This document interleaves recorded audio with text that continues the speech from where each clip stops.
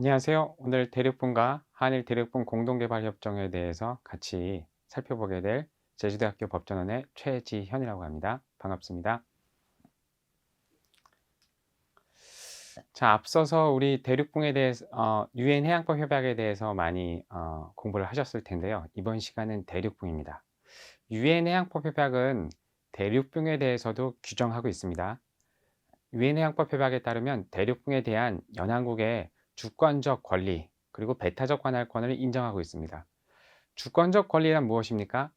주권과 구별되며 주권보다 좀 더 좁은 개념을 얘기하고요. 탐사, 개발, 관리 및 보존 등과 같은 기능적 이용에 한정된 권리입니다. 그렇다면 이 대륙붕은 어디까지 뻗어져 있는가? 이것이 오늘 공부하게 될 중요한 쟁점 중에 하나이고요. 그 중에서도 우리는 대륙풍 한계위원회가 큰 역할을 한다는 점을 기억해 두어야 하는데, 오늘의 강의는 시간 관계상 대륙풍 한계위원회 역할은 간단하게 줄이도록 하겠습니다. 대륙풍 한계위원회의 내용을 보시면 특정 국가가 영해 기선으로부터 200해를 넘어서 대륙풍의 관할권을 주장하는 경우 그 한계를 확정하기 위해 유엔 해양법 협약에 따라 설치된 국제기구라고 나와 있는 것을 보실 수 있는데요. 자, 여기서 잠깐 대륙붕에 대한 개념이 설명이 되었다고도 보여집니다. 대륙붕은 200캐리까지도 대륙붕으로 인정되지만 그 이원까지도 확장될 수 있습니다. 그렇다면 확장될 때 누가 과연 그에 대해서 객관성을 확보해 주는 역할을 해줄 거냐? 바로 대륙붕 한계위원회가 그 객관성을 담보해 주는 역할을 하는 것이죠. 그래서 대륙붕에 대한 설명을 할 때는 항상 대륙붕 한계위원회가 그 역할을 한다는 점을 여러분들이 잘 유념해 두셔야 됩니다.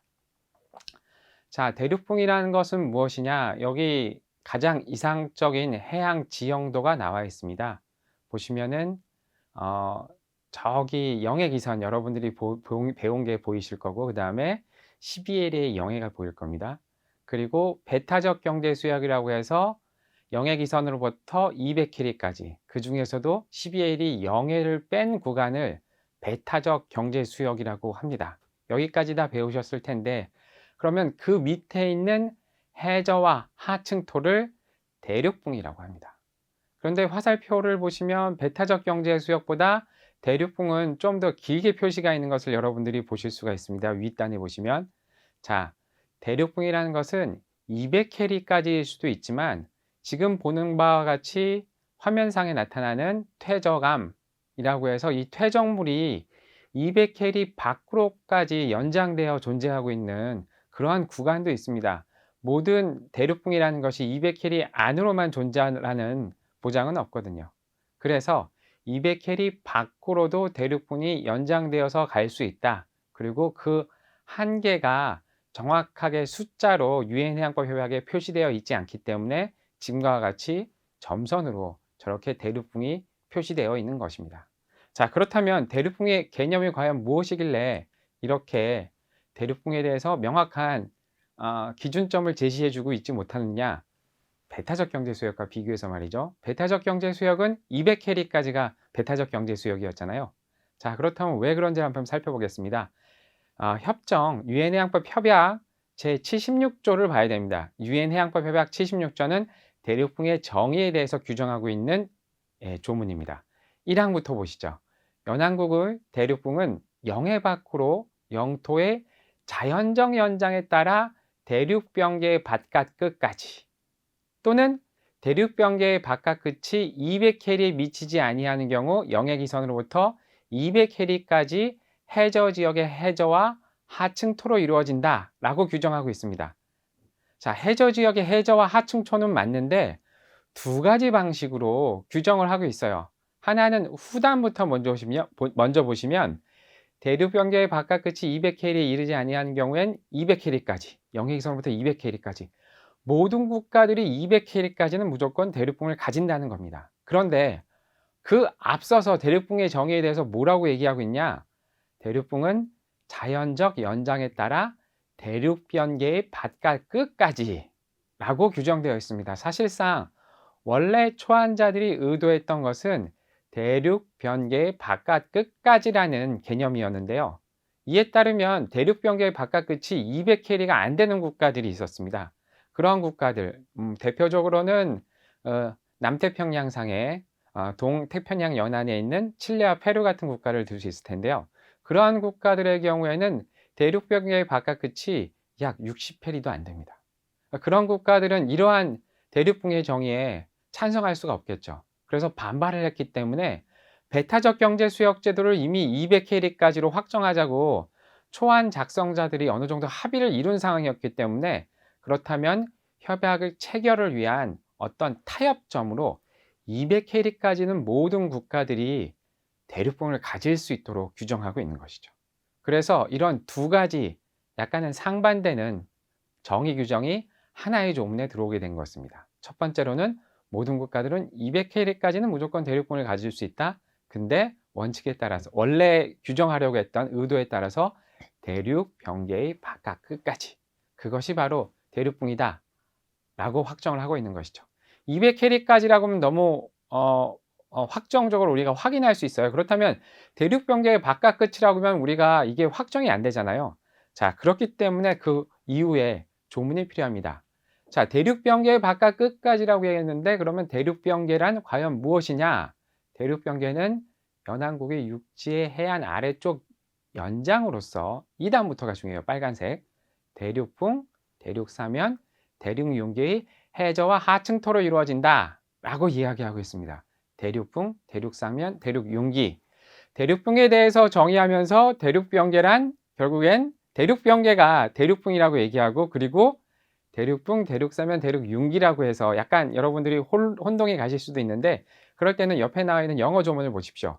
사실 대륙붕이라고 우리가 번역을 우리나라 언어로 해서 그렇지, 원칙으로는 컨티넨탈 쉘프가 아니고 그냥 더 영어로 따르면 쉘프입니다. 그래서 대륙변개는 영어로는 컨티넨탈 마진이죠. 컨티넨탈 마진은 consist of seabed and subsoil of shelf, slope, rise. 대륙붕, 사면, 대륙사면, 대륙융기로 이루어져 있다고 얘기를 하고 있어요. 자, 그렇다면 쉘프, 슬로프, 라이즈가 무엇이냐? 바로 요 그림입니다. 우리가 맨 처음에 봤던 대륙붕에 대한 개념도 하고 똑같아요. 쉘프, 슬로프, 라이즈. 쉘프, 슬로프, 대륙 사면, 그 다음에 라이즈, 대륙 융기. 이 모든 부분이 대륙 변개를 의미하는 것입니다. 그렇기 때문에 이 대륙붕이란 이 그림에 따라서 보면 너무나도 정확하게 알 수 있어요. 자, 쉘프라고 해서 아주 낮은 바다가 있죠. 저 쉘프라는 건 어떻게 형성되느냐? 우리 지구가 빙하기였을 때에는 육지였던 땅입니다. 그렇기 때문에 저 땅들에 대해서는 상당히 많은 천연자원이, 비생물 자원들이 묻혀 있는 것이죠. 다른 말로 얘기하면 석유 천연가스는 저 쉘프에서 나타나게 됩니다. 그리고 슬로프, 옛날에 해안가였던 그런 경사지였던 것이죠. 그러다가 라이즈라고 해서 급격하게 꺾여져서 올라오는 부분, 위로 올라가지는 않고요. 경사각도가 줄어드는 부분이라고 생각하시면 돼요. 그 부분이 라이즈, 대륙융기라고 합니다. 그래서 대륙융기가 끝나는 곳이 대륙붕의 끝이고요. 그리고 그 끝부터는 심해져가 시작됩니다. 그래서 대륙 변개의 끝이 심해져와 대륙붕을 구분하는 선이고, 대륙붕의 한계점이다 라고 알고 계시면 돼요. 자, 여러분들 많이 배우셨어요. 대륙붕이란 쉘프, 슬로프, 라이즈로 구성되어 있다. 이것만 머릿속에 두고 계시면 되죠. 쉘프, 슬로프, 라이즈 라고 얘기했죠. 자, 그러면 왜 컨티넨탈 마진을 그렇게 중요하게 생각하고 있냐, 대륙 변개를. 왜냐하면 이 대륙 변개, 자, 1조에서 뭐라고 얘기했어요? 다시 한번 상기해 봅시다. 1조란 컨티넨탈 쉘프란, 즉 대륙붕이란 육지 땅의 연장선으로서 대륙 변개의 끝을 말한다라고 얘기했어요. 혹은 200캐리까지죠. 자, 200캐리 부분은 우리가 머릿속에서 지워봅시다. 자, 지금은 대륙 변개의 끝만 가지고 얘기한 거예요. 그렇다면 대륙 변개란 도대체 무엇이냐? 쉘프, 슬로프, 라이즈, 대륙붕, 대륙 사면, 대륙 융기. 이 부분들이 컨티넨탈 마진, 대륙 변개라고 얘기하는 것이죠. 즉, UN 해양법 협약은 대륙붕을 정의하기를 대륙붕의 끝이란 곧 컨티넨탈 마진이 끝나는 곳이 대륙붕이다 라고 정의를 하고 있다고도 할 수 있죠. 그렇기 때문에 중요한 것은 대륙 변개의 끝을 확정하는 게 중요합니다. 다시 말하면 대륙 변개의 끝이란 이 쉘프 슬로프 라이즈 중에 뭐겠어요? 그렇죠. 대륙 사면의 끝이 되는 것이죠. 대륙이 융기한 곳의 끝. 그것이 바로 대륙붕을 나타내는 것입니다. 자, 대륙 사면의 끝을 확정하는 것이 왜 중요하다고 얘기했죠? 바로 대륙 변개의 끝이 대륙붕의 외측 한계, 즉 법률적 의미의 대륙붕과 대륙 변개의 끝이 동일하기 때문입니다. 그래서 대륙 변개의 끝을 정하는 데 있어서 대륙 사면의 끝을 정하는 게 중요하고 곁 대륙 변개의 끝은 대륙 사면의 끝을 통해서 측정이 되게 되죠. 자, 그렇다면 대륙 사면의 끝을 어떻게 확정할 것이냐? 요 유엔 해양법 협약 76조 사항이 얘기하고 있어요. 76조 사항. 76조 사항에서는 두 가지 방식입니다. 퇴적물의 두께를 가지고 측정하는 방식, 대륙 사면의 끝을, 그리고 또 하나는 대륙 사면의 끝으로부터 60페리를 넘지 않는 방식이라고 해서 이 두 가지 방식을 함께 쓰고 있어요. 이걸 가디너 공식, 햇베그 공식이라고 얘기하는데 이 두 가지 방식을 통해서 연안 국가들은 대륙 변개의 끝을, 즉 대륙 사면의 끝을, 즉 대륙 변개가 끝나서 라이즈까지, 대륙 융기까지 끝나는 곳이 어디냐를 확정을 하고, 이에 대해서 아까 말한 것처럼 유엔 해양법 협약상의 대륙붕 한계위원회가 국가들이 저 두 가지 방식, 뭐라고 얘기했죠? 가디너 방식과 헥베그 방식에 의해서 대륙 변개의 끝, 즉 대륙붕의 끝을 제대로 확정했는지를 심사를 해주는 것입니다. 그래서 유엔 해양법 협약상의 대륙붕 한계위원회에서 권고를 얻은 경우에만 연안국이 확정한 대륙붕의 끝이 법적인 효력을 가지게 되는 것이죠. 이게 유엔 해양법 협약이 얘기하고 있는 대륙붕에 관한 정의입니다. 자, 그래서 이 그림은 두 가지 방식, 1% 최종물의 두께로 대륙 사면의 끝을 정하는 방식, 즉 대륙 변개의 끝을 정하는 방식과 대륙 사면이 끝나는 곳에서 60페리까지만 대륙 사면의 끝으로 확정하는 그런 두 가지 방식, 제76조 사항의 두 가지 방식을 그림으로 표현해 놓은 것입니다. 여기서부터는 우리가 자연과학적인 지식이 좀 필요하기 때문에 이 부분에 대한 긴 설명은 생략하도록 하겠습니다. 자, 그리고 여기에서 아까 우리가 조금 다른 부분이 맥스 1, 맥스 2라고 했던 그림을 볼 수 있는데요.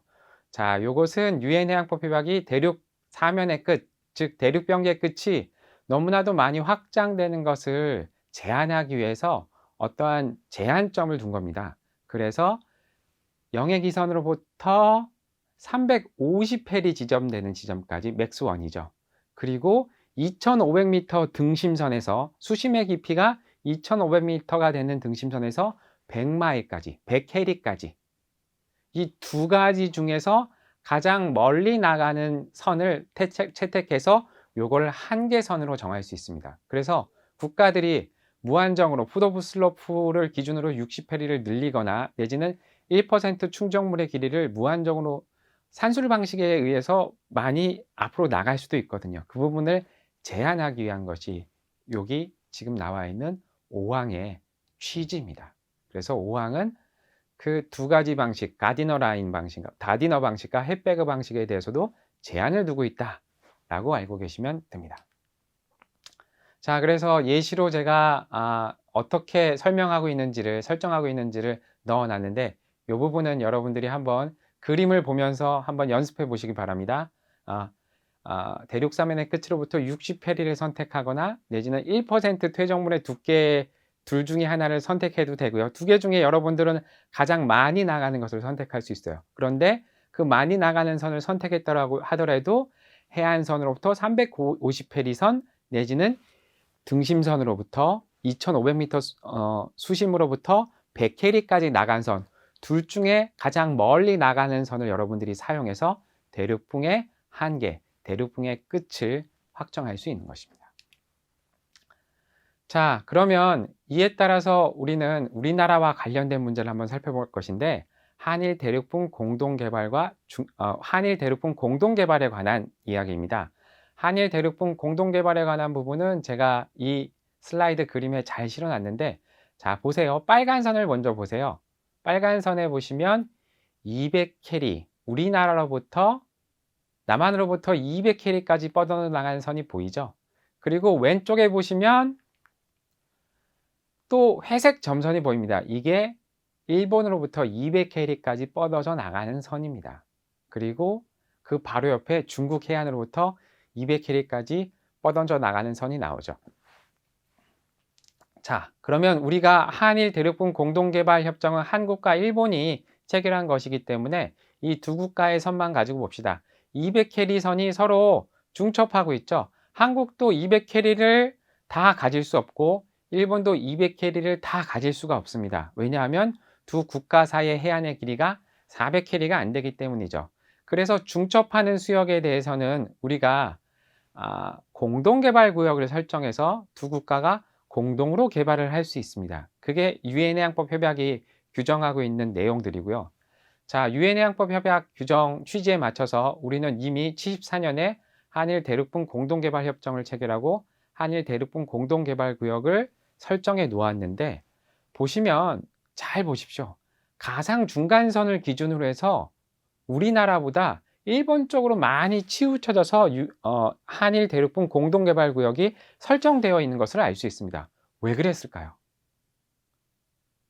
일본은 유엔해양법 협약을 잘 몰라서였을까요? 아니면 어떤 이유에서일까요? 바로 비밀은 이 해저에 있는 거죠. 해저 지형도를 잘 보시면, 자, 대륙붕이 어디서 뻗어져 나오는 것을 볼 수 있죠? 예, 일본 앞바다에는 깊은 해구가 있습니다. 즉, 그 얘기는 뭐냐? 이전에 빙하기 시대에는 한국과 중국이 연결되어 있었다라는 얘기를 들어보셨을 텐데, 그 연결되어 있는 바다 부분, 그 연결되어 있는 바다 부분이 현재 지금 한국과 중국 사이의 대륙붕이에요. 그 대륙붕이 일본 앞으로까지 쭉 뻗어져 있는 거죠. 즉, 육지 영토의 자연적 연장이라는 개념에 따른다면 이 대륙붕은 한국의 대륙붕이 되는 것입니다. 이 부분을 일본이 명확히 알았었기 때문에 타협책으로서 우리나라를 상대로 공동개발구역을 설정해서 이 구역을 공동으로 개발하자 라고 제안을 했던 것이고요.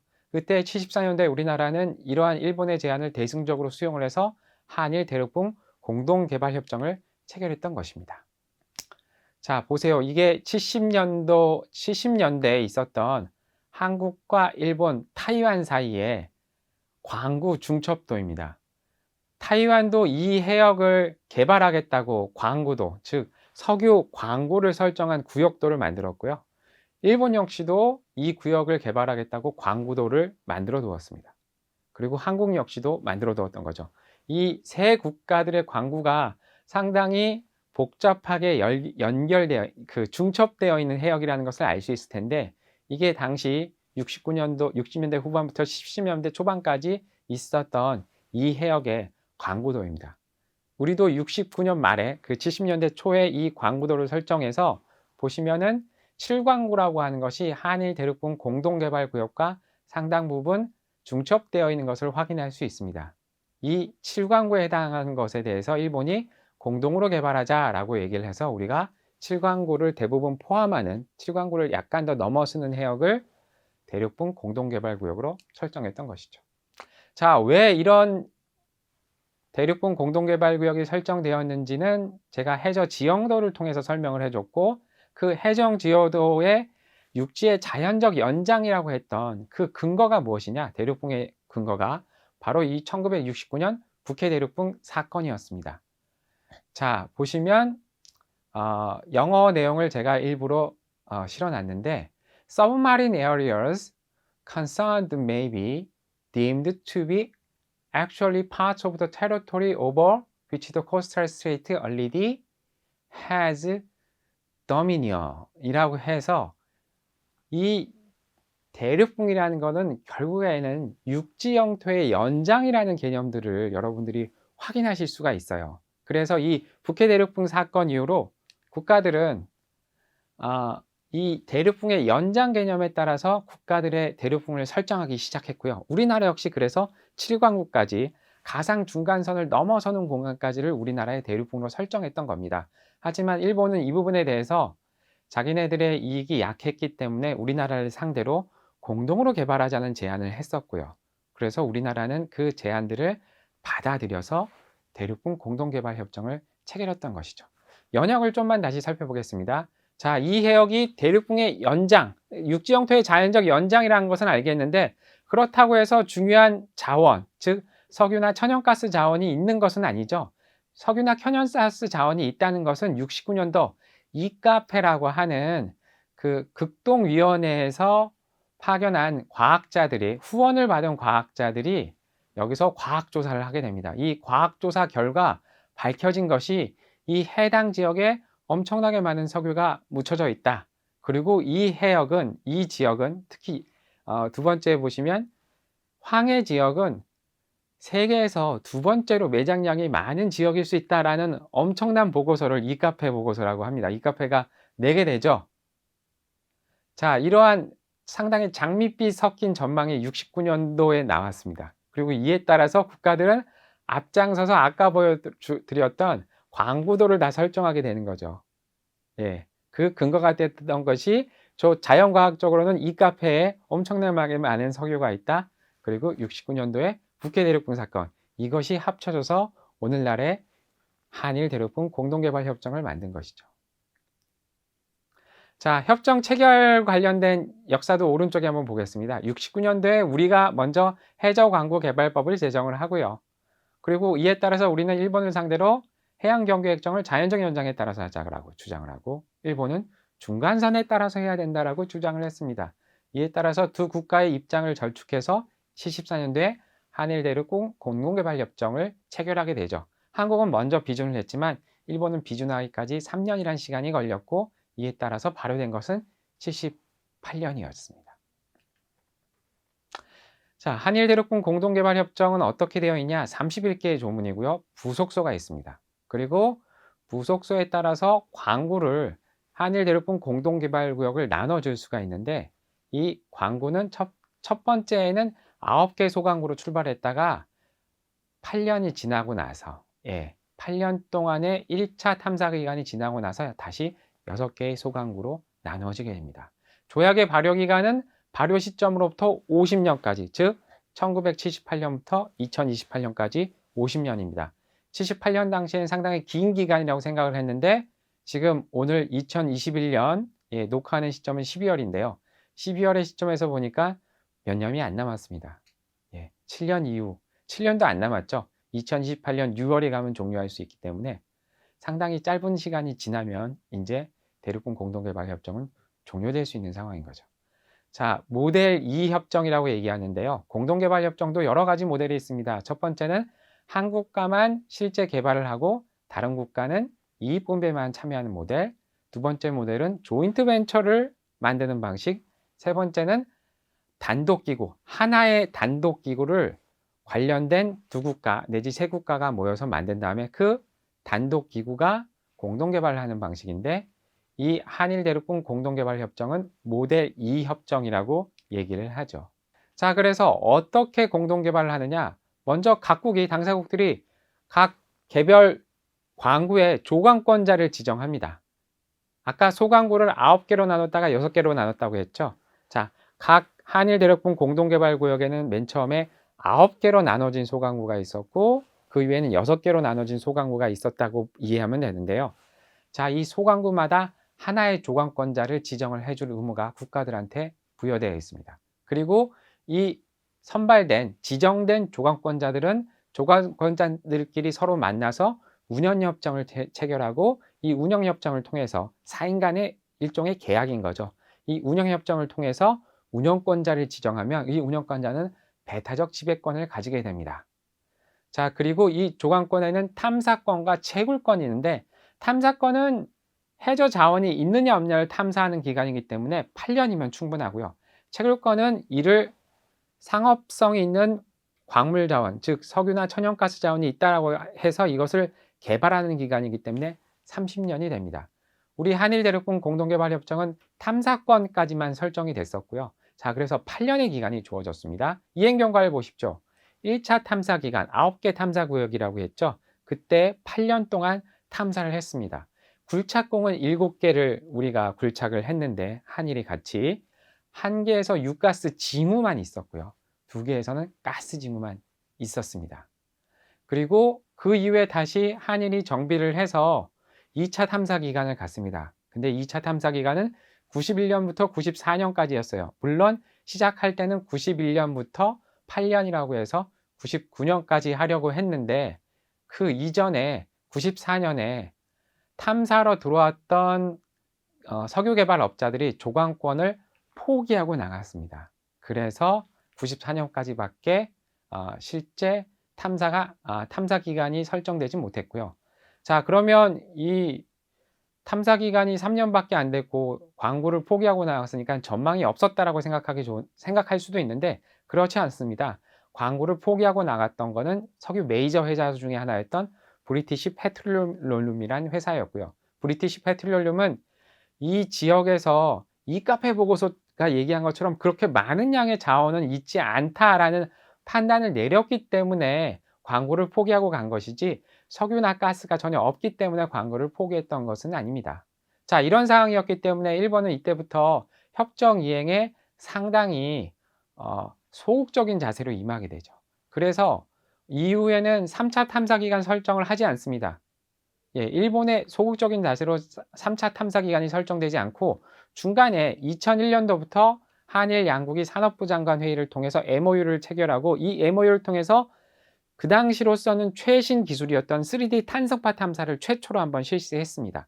약 500제곱킬로미터 정도밖에 안 되는 아주 작은 구역이었고요. 그리고 이 결과물을 통해서 민간 공동 연구를 한국의 석유 개발업자 그리고 일본의 석유 개발업자들이 04년부터 시행했다는 기록만 나와 있습니다. 그 이후로부터는 정부 차원에서 협력이 하나도 이루어지지 않았고요. 우리나라는 일본을 상대로 계속해서 공동개발협정을 이행해라 라고 얘기하고 있는 상황입니다. 그래서 우리만 종 9년부터 17년도까지 한국석유공사가 일소구에 대해서만 조건권자로 지정이 되었고요. 일본은 지정하지 않았습니다. 그렇게 8년이 지나고 다시 2020년에 우리는 한국석유공사가 2소구하고 4소구에 석유의 가망성이 있다. 석유가 존재하고 있을 가능성이 있다라는 이유로 조건권자로 지정되고 다시 일본을 상대로 이 한일 대륙공 공동개발협정에 협정을 이행하라고 주장하고 있는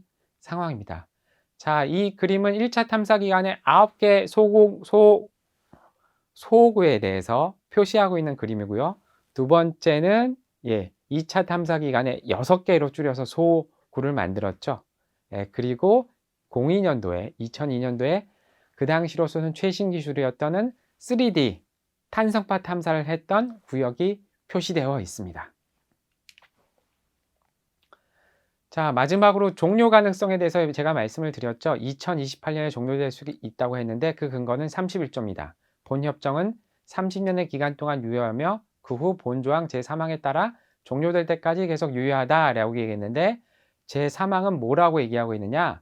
타방 탐사국이 당사국이 3년 전에 서면으로 통고를 해야 됩니다. 그렇다면 최초 50년 기간의 종료 시에 혹은 그 이후에 통고를 했다면 통고한 날로부터 3년 뒤에 종료될 수 있는 거죠. 자, 그럼 이 3항을 종합적으로 해석하면 어떻게 되냐? 2028년에 종료할 수 있기 때문에 일본은 2025년부터 서면 통고를 할 수 있고요. 얼마 안 남았습니다. 3, 4년 뒤면 일본이 서면 통고를 할 수 있습니다. 그러면 서면 통고를 한 시점부터 3년이 지나면 종료가 되게 되죠. 그래서 현재 우리가 내년 2022년이 된다면 종료까지 최 3년밖에 안 남는 3년 정도 내지는 3년 반 정도의 시간밖에 남지 않는 상황에서 우리나라가 대비책을 마련할 필요가 있는 것이 바로 이 한일 대륙봉 공동개발협정의 내용입니다. 자, 그렇다면 여러분들이 왜 이렇게 일본이 적극적으로 맨 처음에 한일 대륙봉 공동개발협정을 체결하자고 얘기를 했다가 끝에 와서 그리고 갈수록 이렇게 소극적인 태도를 보였는지 궁금해 하실 텐데 그 이유는 해양법의 발전과 관련되어 있습니다. 당시에는 69년도 당시에는 육지 영토의 자연적 연장이라는 개념이 상당히 중요하게 작동을 했지만 82년도 체결된 유엔 해양법 협약 그리고 그 이후에 82년도 유엔 해양법 협약에 따라서 경계가 이루어졌던 여러 사건들을 보면 결국에는 중간선을 중시하는 방향으로 국제 판례들이 발전을 해왔다는 사실을 우리가 확인할 수 있습니다. 그렇기 때문에 일본은 78년도에 발효된 그리고 74년에 체결했던 그 대륙분 공동개발협정이 자기 자신들한테 현재 불리하다는 것을 알게 된 것이죠. 그래서 시간이 갈수록 계속해서 소극적인 태도를 취하고 있고 결국에는 2028년이 가면 종료를 하지 않을까라는 그런 우려를 우리가 하고 있는 것입니다. 예, 여기까지가 한일대륙분 공동개발협정에 관한 설명이었고요. 결국에 여러분들이 아셔야 되는 것은 육지 영토의 자연적 연장 개념에서부터 대륙붕이 시작했고 그런데 유엔 해양법 협약 체결 당시에 육지 영토의 자연적 연장이 200캐리가 안 되는 국가들이 많이 반대를 했기 때문에 그러면 두 가지 방식으로 200캐리까지 내지는 육지 영토의 자연적 연장까지 둘 중에 원하는 대로 국가들이 대륙붕을 주장할 수 있도록 했습니다. 그리고 이 개념의 발전에 따라서 맨 처음 한일 대륙분 공동개발협정도 우리가 이해할 수 있는데 맨 처음에는 한일 대륙분 공동개발협정이 육지 영토의 자연적 연장 개념에 따라서 채택이 됐다가 그 이후에는 육지 영토의 자연적 연장 개념보다는 200캐리 거리 개념이 등장하기 시작했고 200캐리 거리 개념이 등장하면 한국과 일본 사이에 차이가 없죠. 특히 400캐리가 안 되는 해역에서는 입장상의 차이가 없다. 그리고 해양 경계 핵정에 관한 판례 역시 중간선을 중시하는 방향으로 발전하고 있다라고 해서 현재 한일 대륙분 공동개발 협정의 이행을 해태하고 있는 상황입니다. 예, 이상으로 오늘 대륙분과 한일 대륙분 공동개발 협정에 관한 강의를 마치겠습니다. 더 읽은 거리는 마지막 슬라이드에 넣어놨습니다. 관심 있는 분들은 이 글을 찾아보시는 것도 도움이 될 것 같습니다. 감사합니다.